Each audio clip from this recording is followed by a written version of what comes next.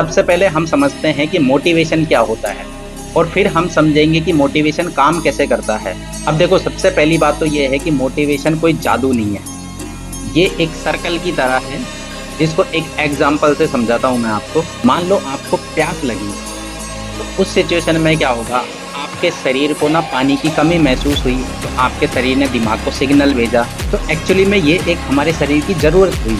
अब उसके बाद सेकंड स्टेप क्या होगा, सेकंड स्टेप में आपके अंदर ड्राइव जगेगी, आपके अंदर बेचैनी जगेगी, आपको ज़रूरत महसूस हुई, उसके बाद आप में बेचैनी बढ़ेगी, आपका गला सूखेगा, जो आपको मजबूर करेगा सोफे से उठने के लिए। इस सिचुएशन को ड्राइव कहते हैं। और तीसरे नंबर पे जो चीज़ आएगी वो हमारा लक्ष्य हो सकता है कि पानी पीना हमारा लक्ष्य है, या इंसेंटिव हो सकता है कि आप सोफे से उठ के गए और पानी की बोतल पी, वो आपका इंसेंटिव हो सकता है। तो सिचुएशन क्या हुई कि आपने पानी की बोतल देखी और आपने पानी पी लिया।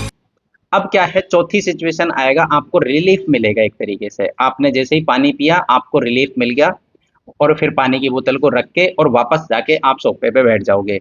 तो यहाँ पे क्या हुआ, ये एक सर्कल बन गया कि आप सोफे से उठे, फिर वहां से पानी की बोतल तक गए और फिर वापस आ गए।